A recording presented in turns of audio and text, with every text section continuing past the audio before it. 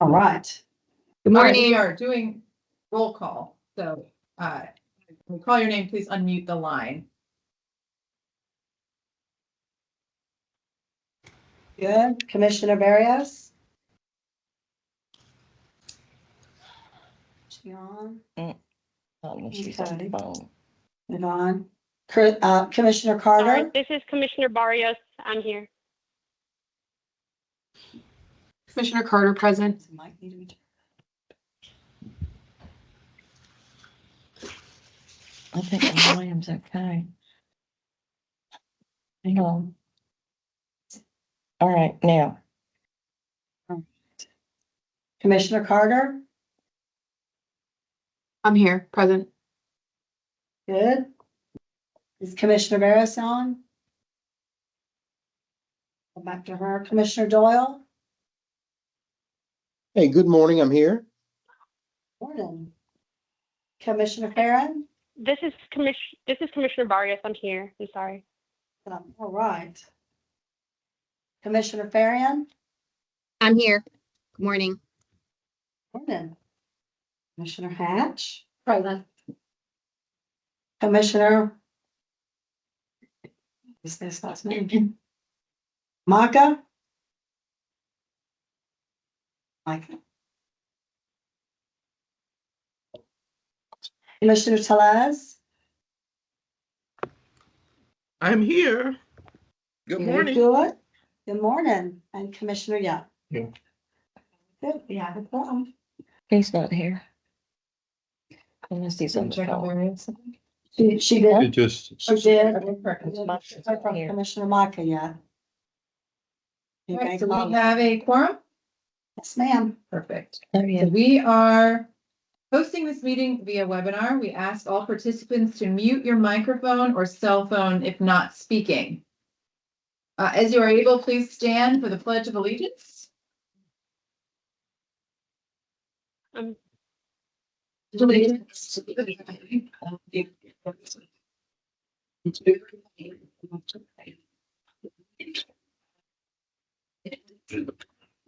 Please be seated. Thank you. This is a public meeting and operates under Florida's Government and Sunshine Act. This meeting is being recorded and all verbal, written, and text feedback will be logged within the meeting minutes. For those participating on the webinar or phone, we ask that you please mute your lines. If you're experiencing technical difficulties, please comment in the chat box and someone from our team will try to address your concern. We advise commissioners on the webinar not to communicate privately via chat box with other board members in order to ensure discussions remain within the sunshine. For the public comment segment, we'll follow our usual format. The first public comment segment is intended for agenda items only. However, we welcome public comments on any topic during the second public comment segment. We have asked participants intending to speak to submit a public comment form prior to this meeting and indicate whether they are speaking on the webinar or by phone. We will first call on participants who submitted a form. For participants on the webinar who have not submitted a form and wish to speak, we ask that you indicate in the chat box that you wish to speak. We will call on your name after we call on all those who submitted a form. All speakers must identify their name, organization represented, and county of residence. Speakers are limited to 5 minutes for public comments. So this is our first public comment section. Is this for the first one? Okay. Yes, ma'am. We will now call on speakers who submitted a public comment form to Karen Somerset prior to today's meeting. As mentioned, please direct comments to agenda items during this segment, and remember that speakers should limit their comments to no longer than 5 minutes. We have one public comment form submitted from Lizzie Pittenger. Hi there, Lizzie's on the line. Please go ahead, Ms. Pittenger. Yes, hello. So I'm Lizzie Pittenger, providing a comment on behalf of Uber today. Firstly, thank you to the Commission for your leadership in ensuring the availability of transportation services for disadvantaged Floridians. We reviewed your draft annual report for 2024, and we're pleased to see the number of transit authorities highlighted that have been able to partner with TNCs to provide access to on-demand transportation especially as they take advantage of the Innovative Service Development Grant projects. From Bay County to Jacksonville to Tallahassee to Miami, agencies and cities are leveraging Uber Transit to help their community members move. In particular, Uber Transit supports Pinellas Suncoast Transit Authority by providing vouchers that can be used on rides for ambulatory paratransit, first, last mile, and late night service by Pinellas County residents. Your program offers those residents mobility. We are working with the state to ensure that previous and future legislation does not unintentionally prevent transit authorities from being able to partner with Uber in the future. In particular, SB 1380 introduced new requirements for transportation service providers that contract with transit authorities to provide services for disadvantaged communities. Some of these new requirements, given their focus, could be mistakenly applied in a way that might prevent transit authorities from contracting with TNCs for projects like the PSTA program I just highlighted. TNCs must already meet stringent requirements through Florida's TNC regulations, including screening requirements for drivers, which Uber conducts annually, and biannual auditing requirements to the state. In addition, TNCs are also in compliance with non-emergency Medicaid transportation regulations in Florida, which is another example of how Uber has been able to increase options for transporting disadvantaged Floridians.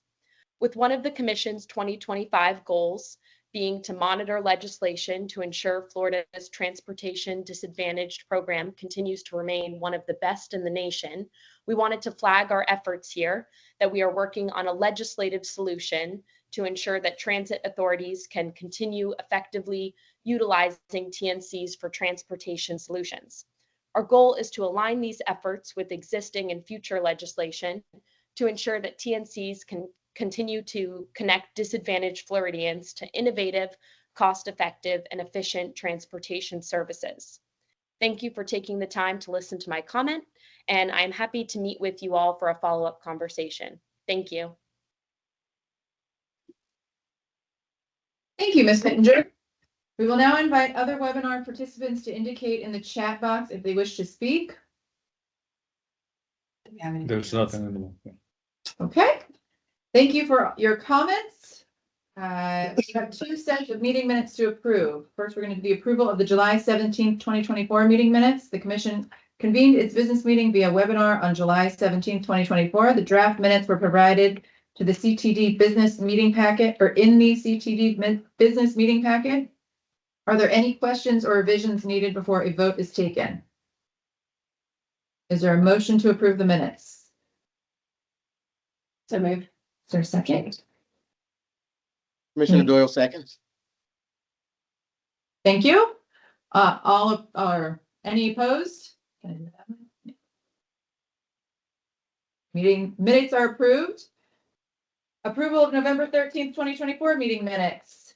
The Commission convened its business meeting in Tallahassee on November 13th, 2024. The draft minutes were provided in the CTD business meeting packet. Are there any questions or revisions needed before a vote is taken? Is there a motion to approve the minutes? Sam Farrell, motion. Krista I need a Carter second. seconds. So move, thank you. Is there any objection? Minutes are approved.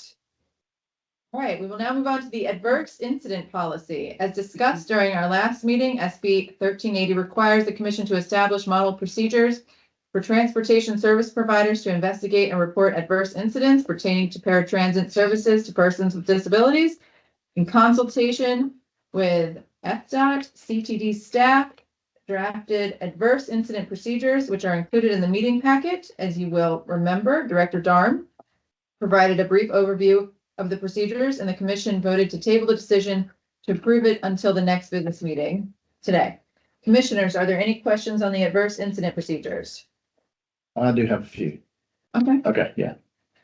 And I read the report or the meeting notes from July 17th, and I believe the former Commissioner Stevens, who it was.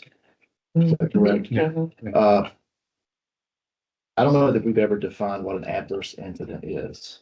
I know that we've kind of, maybe we talked about that at the last meeting. Do we have any guidance on that since, I mean, we've been talking about it since July, I guess. I'll go on this one. Okay. If you'd like, yeah, Commissioner Smith? to go back to that one, as I was a part of that meeting, as we come to it. So the question on this one comes down to being able to put the Madam procedures. Chair, I'm sorry, Madam Chair, can I just identify who's speaking because I can't see anyone? I just hear voices, so I'm just trying to record who's actually making these statements. I'm sorry, this was Commissioner Young speaking to Commissioner Smith. Yes. Thank you. Yes, Commissioner Young asked the question, Commissioner Smith is providing an answer. Thank you. Thank you. Yes, apologies for that one. So continuing on this one, looking at it, there was no definition provided in statute when it came to that one. There was no definition there that comes to it, nor was there direction, if you will, to put it into it. So what has been moving forward and what we've been talking about is in that absence of it, the ability to report anything that may fall into it, any type of incident that would come into it, if it has to do with being late, if it has to do with sort of just interactions that come to it, that writer would Okay. feel is an adverse incident on to them for when it comes to it. And the abundance of over reporting, if you will, as we learn what is going to come into it, because these will be bundled up and are required to be submitted to the commission every quarter, so that we can see what's coming in. And as we see what's coming in for that one, for what is being shown as an adverse incident, where the public is seeing this would be counted in their minds as an adverse incident towards them, where we would then need to take that language. Because that kind of follows up on my next point. The transportation service providers, Yes. it's recommended that they develop and implement procedures regarding the receipt and investigation of adverse incidents. Do we have any governing body on our side that makes sure that they're implementing these procedures? I mean, are we just leaving it up to these different counties or agencies to come up with their own procedures, or do we have a uniformed method of making sure that they're complying with what we're asking them to? To create these procedures Right. to come into that one. Right, so we have guidelines of what's supposed to be in the procedures. But do we have any governing agency or governing body or Like team? enforcement? Yes, let's make it, because, you know, if they're asking for money and if we're gonna get grants and funding, we need to make sure they're doing what we ask them to do. I don't think an enforcement arm was established in statute, but I think that is something that we can, I mean, one county may have a piece of paper that says, hey, report it to yeah. this person, and another county may have a very detailed list of how to report this stuff. Yeah, And I think that's very important. yeah, no, I agree. And I think as we move through this, I think the idea, as you described it, was to start getting something. And then as we start to identify kind of the best practice within how we're receiving it, provide more guidance in that. So I would I argue mean, I know it's fluid. we're probably the governing body or as close to that as you can be. So as we start to get that, there's still no enforcement arm Okay. in this. But I think we can start to establish more rules, procedures, methodologies as we start getting this information. So right now we don't get it at all. I just made a few lists of things, so I can go down my list if you guys will entertain me on this. When we're looking at the actual incident report form also, there's a section of the name of the person actually having to complete the form. Are we going to require that person to sign this document also? Should we? Is that By required? the way that the form is currently, this is Melissa Smith, and the way that it's currently drafted, there is no signature that comes to it. Correct, yes. But they do provide their name. They provide their names so that we know where it's coming to, and we would know which organization it's coming from. We spell too on that one for follow-up. And it's encouraged that one too, where this is the form that's reported up to CTD. However, the folder, the file, if you will, at the local level of it would be more than this that comes into it. These are more of what can be reported up to the CTD for that higher look as to what's going on and what's happening within that incident. Are you suggesting there should be a signatory of? I think if I was involved with preparing an incident report, my name was associated with it. Now, like Commissioner Smith said, there's other documents that trail this incident report also, right? Is that what you're saying? Yeah, Yeah. yes. Yeah. So But So if this is just kind of like a summary of what those other documents support, but then no, if this is not going to be a summary, and if I was putting my name as a person completing a report, I would This is the summary. Yeah. okay, but it's not important. But it's not necessary. It's not important, so it's not necessary.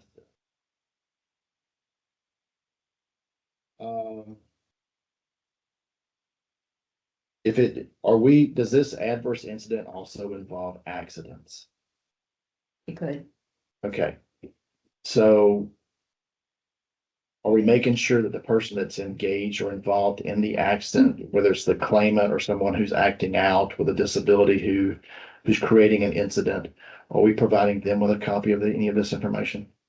Because if we have repeat offenders that are using public transportation, we need to make sure that we're aware of who those repeat offenders are if it's something that was found not to be valid. Now, if it is something to be valid, that's something you take up elsewhere in the agency. But as far as someone who, what came to my mind was someone who is constantly creating incidents on our public transit. You know, are we notifying them, say, listen, this is your first time, this is your second time, this is your third time? And does it get to a point where they're not allowed to participate on public transportation anymore? I do believe, and I might be misspeaking, but I think the local entities do have policies. I don't think Okay. they're consistent necessarily. But they do have local policies kind of governing some of that. But that's not, we don't govern that.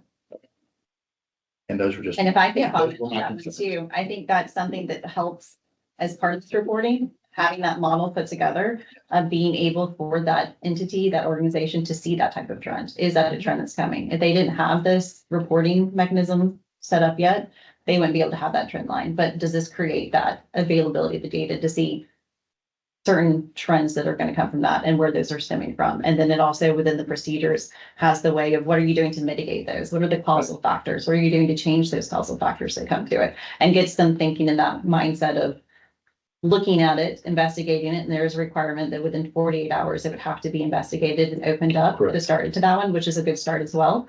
And then what are the causal effects? What are you doing to mitigate it? What is your corrective action plan when it comes to it? So allowing those steps to be taken and had and thought through as part of that requirement for the procedure, I think will help with those data points that come into it and being able to dive into that. And then with them having to be reported back up to us as required quarterly for that one too.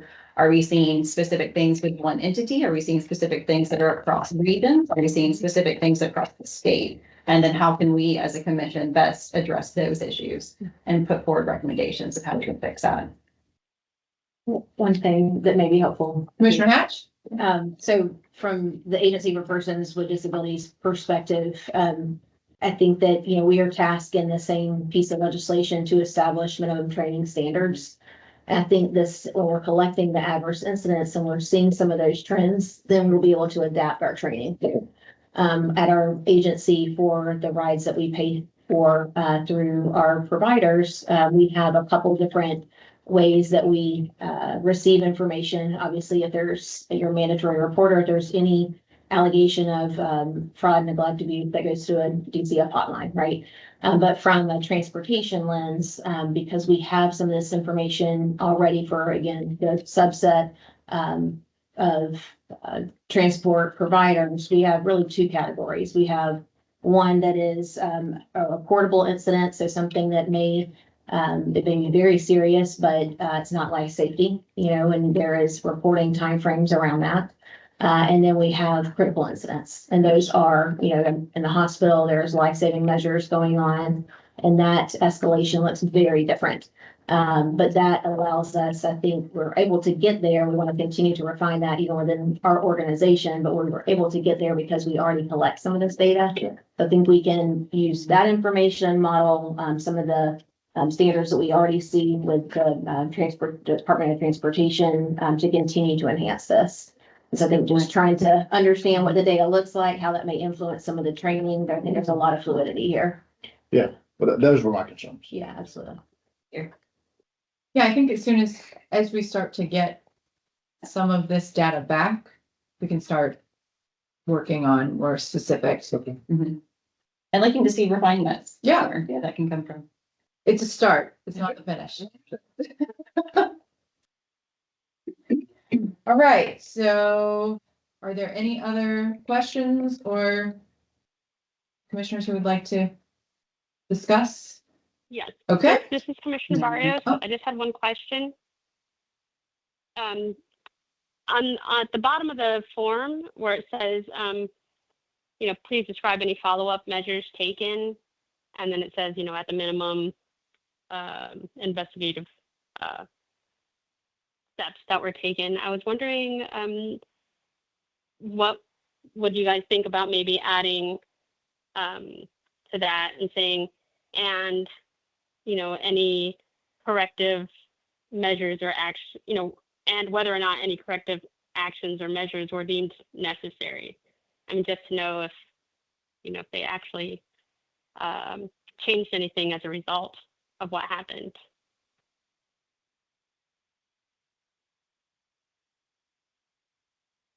Is that so do you want to do that to approve it today, or is that something you want to look at as we start getting some of this back? Well, if we're going to vote on approving this form, then I would say, to decide today. But if we're not going to vote on whether or not we're going to approve this form, then it can wait. But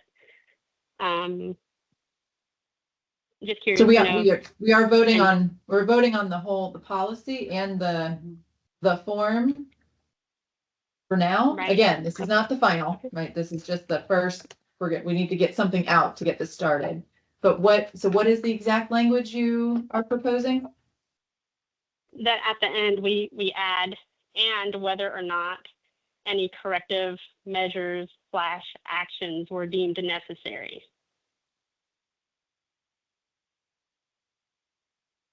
Taken at a minimum.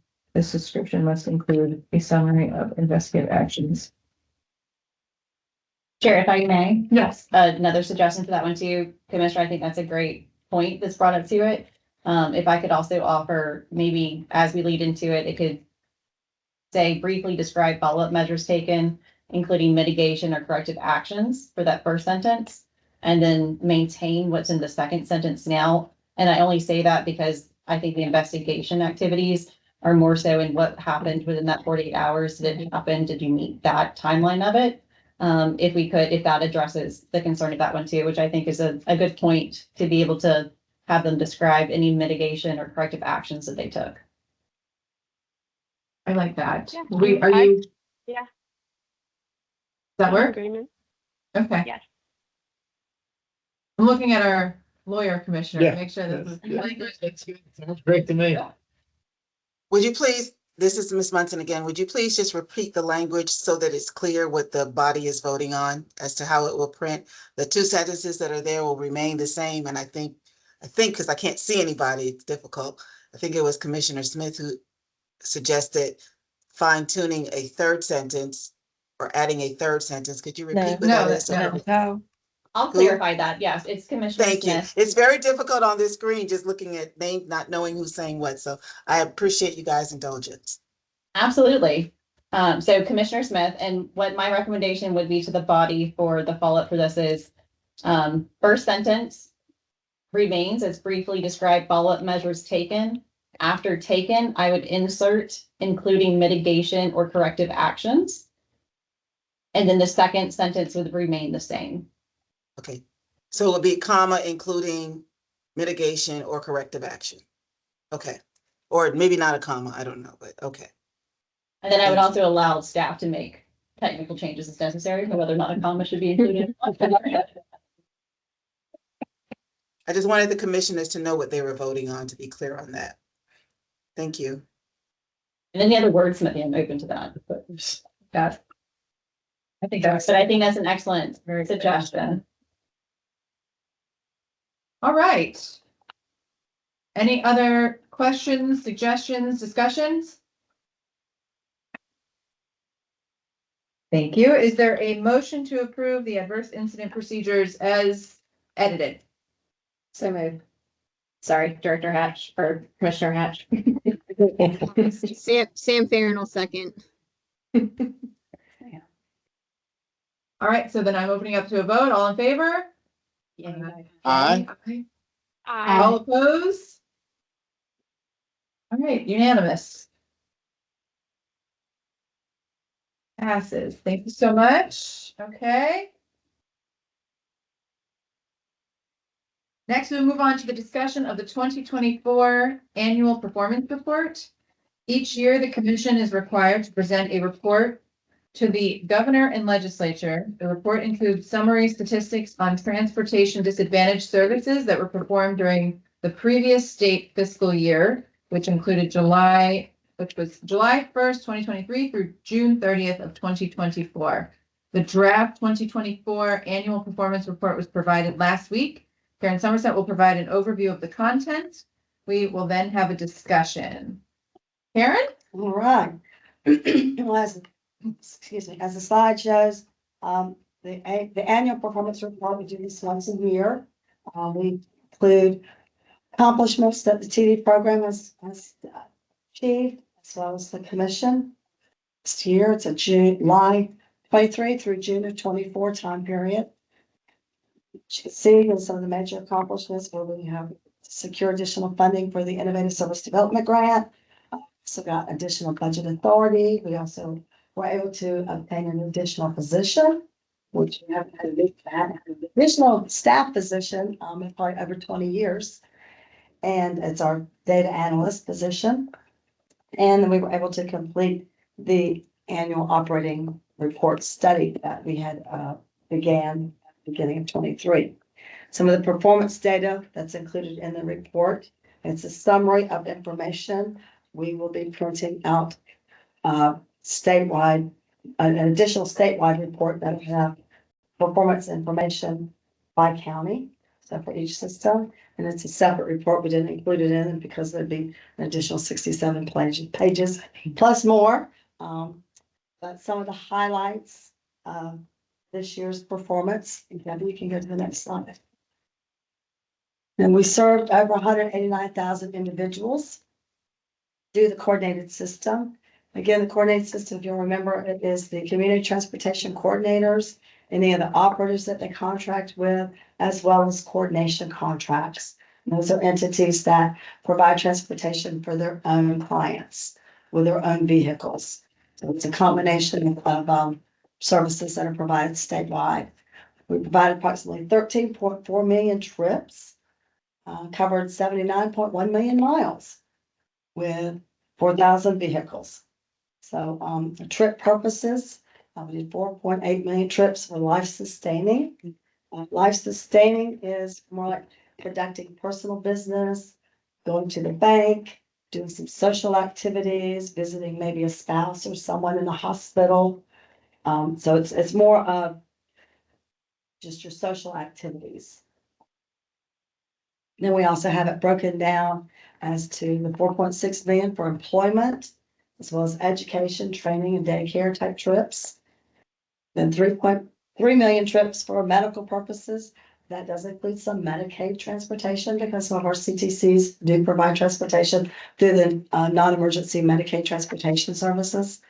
And that includes dialysis, doctor visits, hospitals, chemo treatments, that type of thing. And then over 9,000 trips were provided through nutritional purposes. That's going to the grocery store and obtaining groceries. That does not include meal delivery, Meals on Wheels, because that's not a person transportation, that's more of a product. Our trips are broken out.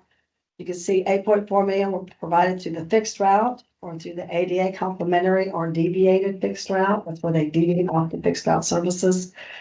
4.8 were provided through our paratransit. That's more of a door-to-door, curb-to-curb type service for individual needs. And then another 192,000 trips were provided on-demand taxis, or as Ms. Lizzie spoke earlier today, with the using of the TNCs like the Ubers and the Lyfts, that type of thing. Of those 13 million trips, 1.6 million of those trips were provided through our Transportation Disadvantage Trust Fund and through our Innovative Service Development Grants. That's kind of a summary of it. Continue to do, matter of fact, we were reading a report this morning, we made some additional edits. So we'll continue to kind of read that. The commission disputed that. You'll see in the report was the back. There's a statewide summary page. Said there'll be a page like this for every county supplemental. What that goes on this. Page 24. We're probably we're talking about that. It's not, it's about. Thought this was very important, right? Okay.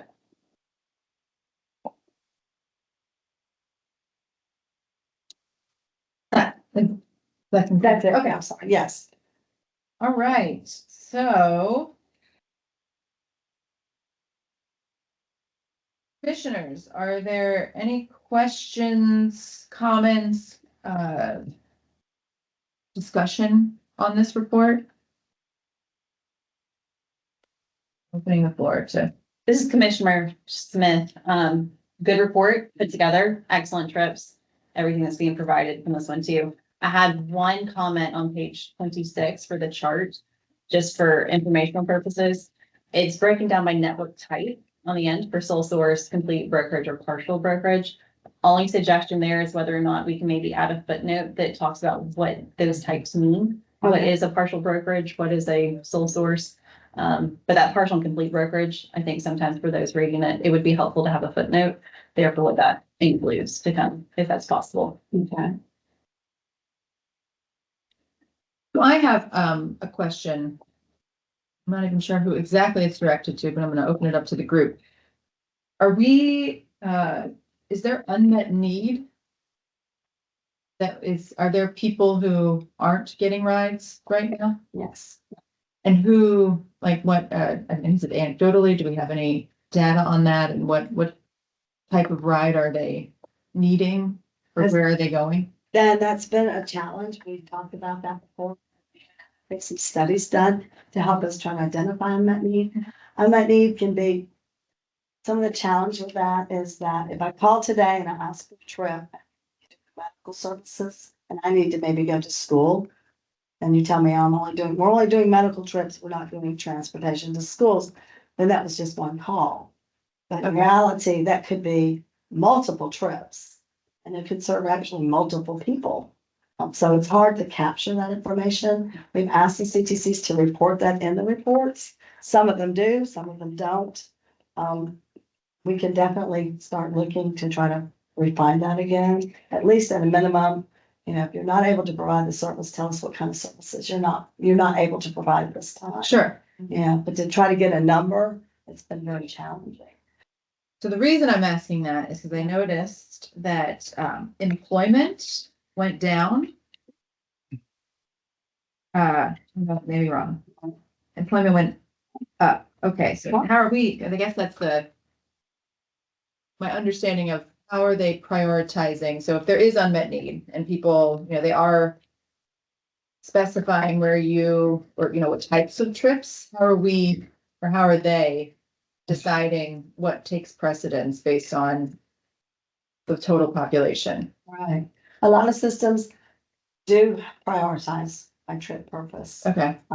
with our dollars, with our trust fund dollars. And a lot of them will put medical first. That's, I think a lot of them feel the dialysis or, chemotherapy, that type of thing is more important than employment if they have limited funding. We can definitely do an inventory and provide the commission with maybe an inventory of the priorities by county, by system, to give you an idea of where, who's serving what, if there are systems that are being able to provide medical and employment and training. Obviously, there's some that are doing it, they're Yeah. reporting that they're doing it, but there's some that are very limited. And I would say probably your rural areas are probably more limited on trying to at least meet the medical needs versus any other type of transportation. Yeah, and I would like to understand what, if we can get that data, what the unmet need is and what type of trip is not being met, because I am the workforce appointee, so obviously that is, but we are all here for a variety of reasons, and so I would like to understand that if we're not meeting, people are trying to get to work and they aren't, I would like to understand why, because I think that is very important and a goal of ours. Yes. One So when thing you to say, add. sorry, this is Commissioner. I apologize. This is Commissioner Barrios. I was just curious, when you say unmet needs, are you only looking for that for those work / school / medical, or are you also, are you also thinking about recreational, or is that not considered, in your definition, not a, Anybody Any- who's denied, I would like this data on anybody who's denied a trip to start, and then we can see what that says. So these are the categories that Okay, they're, I'm just curious, yeah, because I know at least for Leon County, right, they say, social, recreational are dependent on, on whether or not they have availability after everything else is met, which, is understandable if you have limited resources. But yeah, I'm curious too, how many of those folks don't get to go where they're hoping to get to. yeah, I just would like to see what it says. We don't know yet, so I don't want to speculate, but if we were meeting the need, then this would not be a question, but I would like to understand where they're trying to go if we can. And just to add a little bit, to this is Taylor Hatch. When we were, serving the disability community all across Florida, we have several different pathways that the people we serve utilize to unlock supports, resources, services based on their individual needs. And when we're working with our clients, we're working to better understand what are your goals, what are your short, medium, long-term goals that you want to achieve. And what's proven time and time again to be consistent, regardless of pathway, really stage of life, we hear three things most frequently. The first are skills for independence. The second is all around community integration. And the third are employment opportunities and dynamic employment opportunities. And so I think what's encouraging about that is they're all stackable, right? You got to have skills for independence and be able to feel confident that you can traverse and navigate within the community, talk with others potentially depending on what career that you're interested in. And by and large, again, transportation is woven through each of those three things. What we hear most often in the disability community around transportation is employment.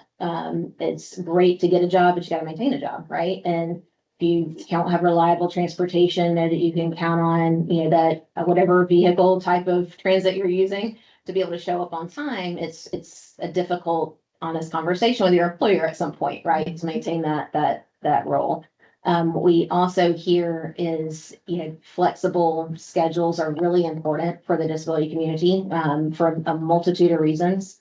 And so transit entities that are able to provide trips on the weekend or in the evening that just give a nod to schedules that may be a little bit out of kind of normal business operating hours. And so those are some of the things that we have heard. We've done a lot of different roundtables over the summer focused on helping individuals that are transitioning to adulthood post high school. And so a lot of this content has come up as a direct result, hearing directly from clients and families and providers. And so it's been really good to be able to use that information and kind of apply it here. Because I think what we're all saying is we need some information because we, as a board, really want to move and set the strategic direction for the state to help provide that strategic overview for a lot of these local providers that then can say, okay, I know the state is trying to drive X. So the way I'm going to help to do that is I'm going to be able to prioritize X, and so I think there's really a lot of great wisdom in getting some of this information that will then be able to shape, this annual report for years to come that is a little bit more strategic focused on where we're trying to push ourselves as a state as a whole. Yeah, and maybe a discussion and some looking forward into policies, procedures, guidance on Absolutely. prioritization would be good so that we can push initiatives forward that clearly are being brought by the community. Okay. Very good. Does anybody else have I believe there's some hands up from Commissioner Tellez and Farron. I don't know if those are accurate. I just have the screen to rely on. Yes, this is, go ahead. No, ma'am, you go ahead. You have the floor. Oh, well, thank you. This is Commissioner Tellez, and in response to the question or the inquiry about unmet needs, just to give an example, there are some organizations. I'm from Miami-Dade County, and so I've attended some of their meetings, and there are organizations that serve domestic violence clients or the population. And due to the fact that many of them leave or are running away, they don't have the documents that are necessary to meet the requirements for the commission or to actually be signed up. So that's one example of unmet needs. They might have doctor's appointments. They might have, trying to get to a lawyer, but they cannot be served because they don't have the documents. Usually they're left behind when they're leaving their homes.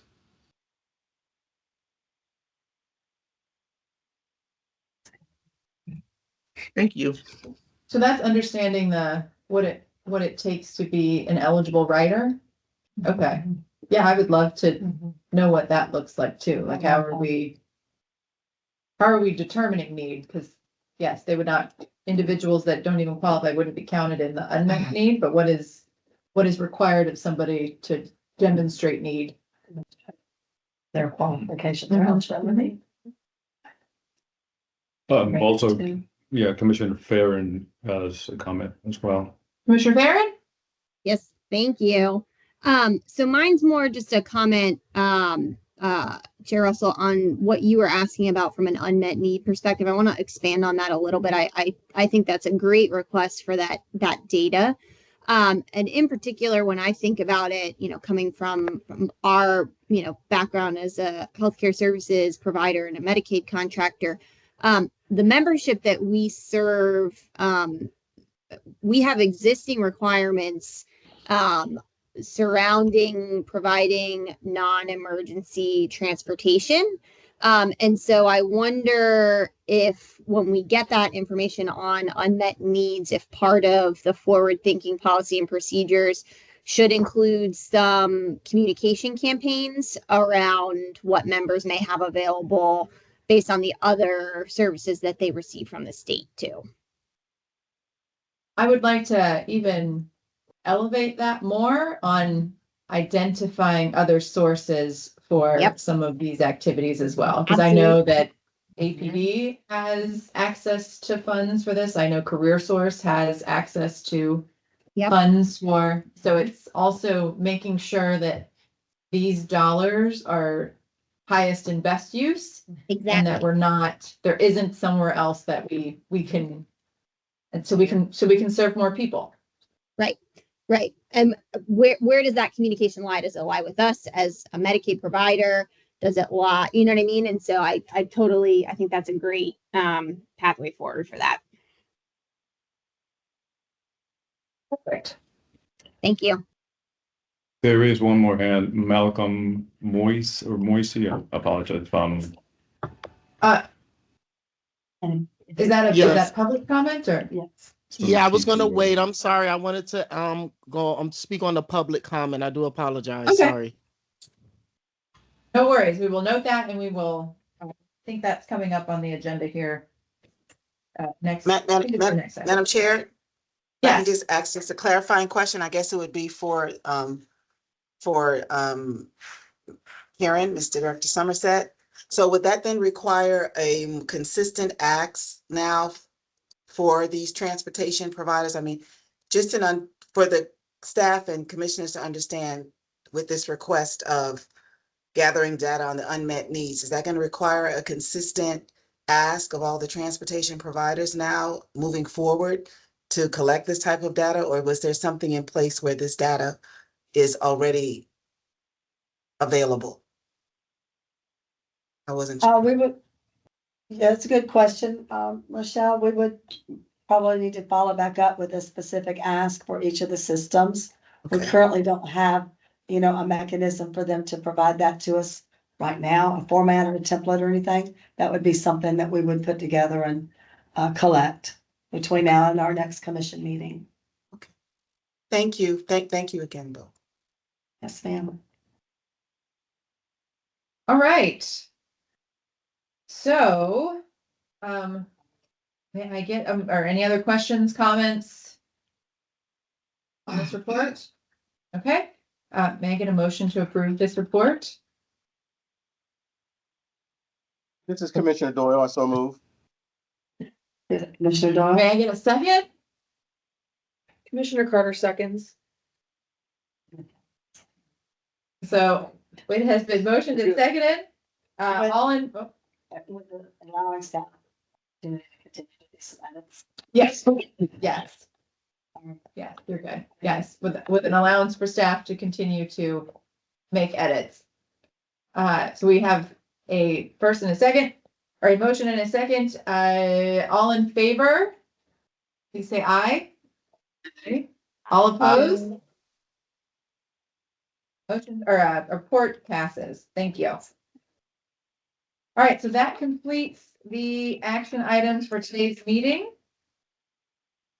Now we're going to go into the proposed meeting schedule for 2025. The commission is required to meet at least on a quarterly basis. The proposed meeting schedule of 2025 provides timeframes for upcoming meetings and events. These dates are tentative and can be adjusted as needed, and additional meetings can be held if necessary. Karen, please go over the dates and information on the upcoming events. These are timeframes that are in the meeting package. Some upcoming activities that we generally have in place. Today's meeting, obviously, we usually have a legislative awareness day at the Capitol. Additionally, coordinated that with some of the different associations.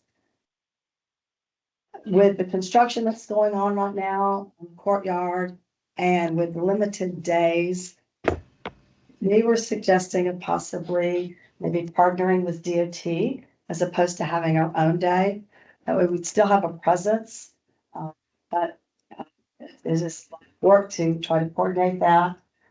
So I'm just gonna suggest that's okay with DOT. Whenever that date comes around, we can definitely share that with you all. It'll probably be either sometime in February or the beginning of. And maybe within March. This is Commissioner Smith on that one too. Yes, Karen, to your point on that one. With the construction happening at the Capitol complex, it is rather difficult to get into the days. And I don't know that that space is going to be available until probably March to come into it. But yes, the Department of Transportation is planning to do a Department of Transportation Day, a transportation day. And we are willing to have access for that too, when that date is set, to allow for a booth to come up for that one too, so that we can coordinate service on that and have you a part of that transportation that comes into it. Okay, all right, very good. So do we want to schedule our next meeting around that time frame? That's where I was going to put that out to the commissioners. Oh, yeah, I think that's, yes, because then if the commissioners are coming for that day anyway, that would be convenient then. So that's a great plan. But so we'll wait to get more specific confirmation on that. Do you plan to, this is Commissioner Young, do you plan to have that before or after the event at the Capitol? It's your pleasures, Okay, whichever works. Once we know that date, then we can okay. determine. So I will Available. caveat this with, that Yes. is also I know Leon that- County spring break in that time. So Gosh. just mind, whatever The week that, of March 10th is, yes. Yes. And again, it is unknown yet as to when the Yes. DOT day will be at the Capitol for this one, but it's looking like it's leaning towards March. And it's changing with the construction of the Capitol. but it's a Polish child, and that is not. They can come to transportation. They could. They can touch a truck. We got the big. I don't know that you want that, but that would be. We'll definitely, once we have that. If Thank it doesn't work, we can reschedule for the, for the next week or something for that. Yes, And then, commissioners are always welcome to attend. Day. Okay. we like to get that information out because we do have some advocates that like to come up and meet with their legislators and talk about, how transportation's going in their communities and address any legislation that's going on that could affect the program. So we want to, as soon as we know, we'll be able to advertise that with everyone. On the June meeting, again, these are just tentative. These are weeks. I didn't want to set anything in stone, especially since we have such a new commission. You all have different schedules and make sure we find some consensus on a good day for everybody. So if you want to continue to meet in Tallahassee, or we can meet somewhere else in the state, that would be an option as well. Any Thoughts? We really don't have any suggestions. I know the majority of you all are here in town. If that works, or we can get out once in a while, that's up to you all. I think here is fine, particularly for June, because it's not really a month you want to be. Works for. It's real hot. I know we all know this. So, okay. Okay. In August, we have had our own annual conference. Had our own for probably over 30 years. It's a 2-day conference, and we recognize a lot of the participants in the program, drivers, schedulers, planners, CTCs throughout the state. We have an awards ceremony. But organizing a conference and having 2 days worth of training is sometimes difficult, especially now, because a lot of other organizations are providing similar training opportunities. DOT has training through Cutter. They have the professional development workshop that they provide training opportunities for. The Florida Public Transportation Association also has a 2-day training workshop conference that they hold. So, and we participated in those. We have sessions. We're always invited to participate and provide training. So I wasn't sure how you all felt about continuing to have that. This year, we're a little behind the 8 ball because we need to secure a facility. And sometimes that can be a little difficult, as well as, secure sponsors or vendors for that type of thing. If if the market has already, if they're providing what we used to, I think we can probably let the market continue to do that. So I would agree with you, and maybe, especially if we're behind in that anyway. It sounds like there isn't a need anymore, and if we continue to participate in the others, I think that's probably. We have committed to working with FPTA in 2027 in Daytona. So we could do like regional training. Until the shopping, the dinners. Could we please mute? Okay. So we could continue to maybe partner with them every couple of years. And, do a bigger production. They have vendors come, they have the vehicles display and that type of thing. But the other years, maybe we do some more regional TV focused training. And we can definitely share with you all, what could be topics that we could do on that. Yeah, I want to make sure we're meeting need, but if others are already providing that, then. Are we all in agreement on that? Is that? Yes. Okay. Yeah, I was gonna just add, Karen, we can also send you some conferences that I think hit some of the key populations, like the DCF Summit, I think would be an excellent one for you guys to have training and a presence, a table, at, and you may have a table there. It's very large. And so, I mean, just not, but I haven't seen a training track, for the commission, career resource, but we have training. CTD is looking to host its first summit this summer as well. And so there's, I think, some opportunities to kind of get into different pockets that may be interesting and less of an administrative lift too, Definitely. Two birds, one stone. That'd be good because that gets us out. Yeah, Into the yeah. other. Do we still want to have a commission meeting in August? There's 4 per year that are required? Yes, ma'am. Okay. And we can meet more often, but. I tried to hit, each quarter. March, I said January, February, March, the last month of that quarter. April, May, June, last quarter, August is the middle of that quarter. We could meet in August, we could meet in September. And a school, you know, we have to look at school schedules and that type of thing. Well, that's ten, we can. Yeah. Put it on here. Yeah. Get tension. And then the December meeting is the days. Just repeat, yeah, the only agenda item is usually the annual report, but that could definitely be. Yeah, I know the December one, we're probably, 'cause we have a lot of due dates at the beginning of the, so we probably need to keep a December one. But I think everything else we can kind of flex with, right? That's some of the, and maybe even eliminate one potentially. But I think the ones that we probably, well, the March one is still TBD anyway for purposes of DOT day. And then June and August, I think we can either combine them into one or we can cancel one of them, but those are the ones I think we can. Okay.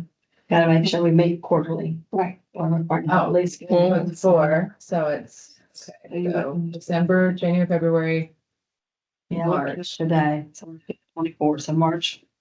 Oh, yeah, today doesn't count. We're not- Okay, March. Oh, okay, so that is four, never mind, so there isn't, okay. So we have state fiscal and the calendar not matching. Sometimes. They don't. No, it never does.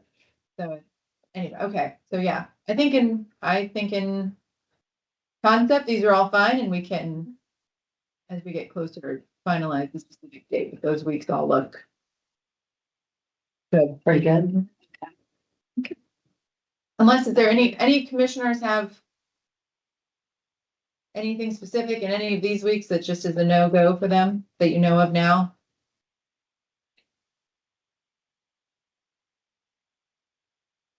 All right, again, yes, the only no-go I have is that week of March 10th. So if that ends up being, I don't know if you all have that too, but maybe you. Sherry, yeah. Yeah. Yeah. I got to remember everything I'm on the balance. Come on.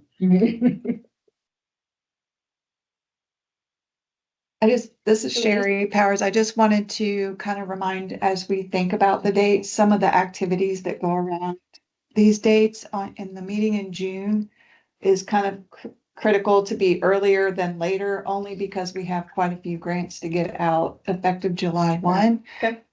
So those will be probably approving I would guess the innovative service development projects that will be coming up and probably our capital equipment grants. Those are the two competitive ones.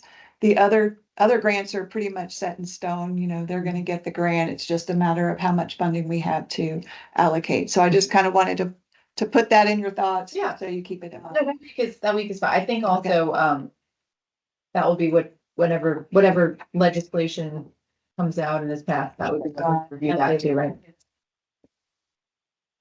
So I think that's a good time frame to keep it in for that. So the two then that sound like they need to sort of stay where they're at are definitely June and then December. Yeah. So that we have enough time to get things over the deadlines that we need to meet. Okay. All right. So I guess I would ask all the commissioners now within those weeks, if there are certain days in there that you know of now that are not good, please let Karen know as soon as possible. All right, so are there any other updates or information from any of the commissioners? None, we'll move to second public comments segment. I don't have any public comment forms, so is there any, I know we had someone on the line who was wanting to provide public comment. Yes, it would be- sorry. Go ahead. Go ahead, Malcolm. Oh, okay. I'm sorry. I thought it was, yeah. Hi, my name is Malcolm. I coordinate the LCD meetings for Miami-Dade County. I wanted to bring up something, from the last conference we had in West Palm, I think that was an issue, and I just wanted to put it on the table for us to try to go over it later on or to think about it. There are some unique issues. I'm not going to say just with Miami-Dade County, but with the state of Florida when it comes down to jurisdictions. As you know, Florida is very, very jurisdictional. Everything is either done by the counties. The problem with that is that the population, let's say if you're in county A and county B, you have a lot of people that works in county A, but they lives in county B, but each of the LCB, it's hard to coordinate between the two. So some people are limited. And I will give you an example. In Miami-Dade County, we have people that work or that goes to doctors in Miami-Dade County, but they live in Monroe or vice versa. And sometimes they can be able to get stuck because there's no coordination between the agencies. So I wanted us to put that on the table to see if there's a way that we can, create some type of policies or something to help coordinate between the agencies or to cross county lines to handle more on a regional level when it comes down to certain issues. And another example, I have family that lives in Orlando, and I don't know if anyone in here is from the Orlando area, but a lot of people in Orlando, they are moving to places like Ponciana, right? And in these areas that was once kind of say like a rural community, they're getting very, they're getting urbanized. And what happened is that you'll have somebody that lives in Ponciana, but they have to go to Polk County to go to their doctors. And sometimes they're limited because we don't cover a certain portion. So I just wanted to throw that out there to have that of a topic of discussion to see how we could be able to do this all over the state because a lot of people had some of the same issues.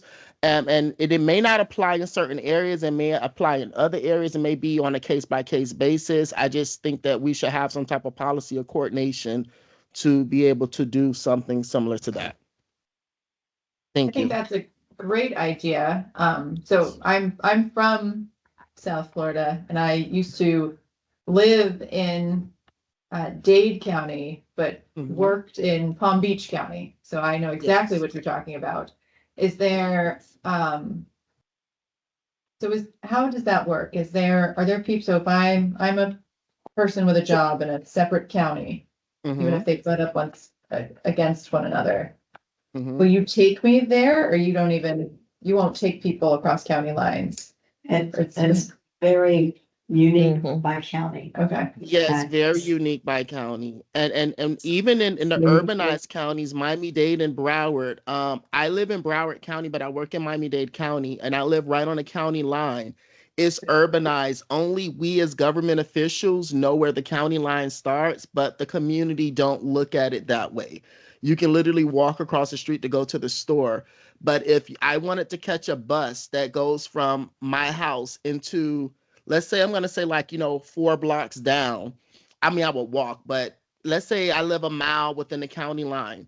There's no specific bus route that allows for me to cross that county line because the bus stops at the county line. Like there's no connectivity, and that plays with the with the other transportation other transportation entities. I'm sorry, I'm stumbling over my words, but that is a huge problem. And sometimes you have to cross the county line to get to, the other side to go to the doctor's office. So I mean, I think it's not just an issue in South Florida; it's an issue a lot of other places. I know it happens a lot in Monroe. We have a bus that goes, in the Keys. There, it's very unaffordable down there, and a lot of people have to get on the bus and to go down to the Keys to work or go, and then come back to Miami-Dade. Versus people who live down there, they have to go to the doctors in Miami-Dade, and there's only one bus that leaves only twice a day or once a day. So, I mean, I just think it'll be good if we can be able to do some research or collect data or something to see how many of those, how that affects us, and especially in the communities now that are experience these large, populations and stuff with the new development. So Sure. Yeah, I think, Wesley Chapel is another great example of that, right? That was not a very built out part of the state, even probably maybe I'm dating myself now, but probably 5 years ago, maybe 10, don't recall. But now it is very much so, but a lot of people who live in Wesley Chapel work in Tampa, so. And not just getting them there, but how are they getting back too? 'Cause now Correct. they're starting in the different county. I think that's a great topic for discussion Mhm. and more understanding of kind of the differences between them, because it probably should be more standardized, or there should be a policy in place that says how this is going to work, particularly in areas that are urbanized right up against one another. Because there isn't a Oh, difference. and rural areas too, because rural areas are bedroom communities, and you may not have the doctor's office there, So I mean, I think I think it's a state issue. I don't think, I experience in an urbanized point. area, but I think it's, it's all over. Commissioner Fit? Thank you. Yes, on Thank that you. point as well too, I'd like to bring up the, as part of the legislation as well too, there was a comprehensive study that the Department of Transportation is also doing and looking at the different ways of not only cost, but trips, and then how is it best being served? And is that regions, is that crossing counties and different ways of that? There are some that do cross county lines that are able to do that, but to Karen, your point too, there are also others that stay within counties and the differences between those. So we are finalizing that report now as well too. So it would be, I think, beneficial as that one comes back to. It's always great to see these data points when they come into it. And the great ways that we do try to connect all those modes of transportation as well to it. So be that a bus, be that a type of smaller transport or any other type of mode of transportation that we can come together, that will be a part of that report as well too. So another data set, if you will, that we can look at as a commission moving forward from a statewide perspective of what makes the most sense. Where is the need? What is the best and highest use of our systems? And how do we connect those? And how do we connect those with the people that need it? So it's checking that too to see where's that need? Where is it in those counties that need to cross it? Not all counties would need those, but we are a booming economy. Thank you, Florida. It's doing great. Thank you, Governor, for what's happening with that one. And that brings complications and greater needs for transportation of connecting our communities. And that's what we're always wanting to do as transportation, and what I know this commission is wanting to do to make sure that we get everybody involved in the community as well too, and out in the community in the safest way possible. So I just wanted to bring that point up to it too. It's a great point that's made by Malcolm on this one too, and that data point, we'll have more information that continues to come on that one too, of how we can best move forward as a state. That is great, Commissioner Smith. Do you, I don't want to put you on the spot, but do you have we know when? I know you said you're finalizing. Is there perhaps we could get like a presentation on? It is due January 1st. Okay. So we have that deadline.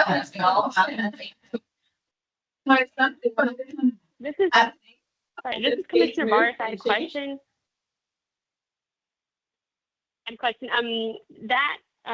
So looking at those things, is there any information on whether or not, a service like Uber would be able to help with those cross-county issues?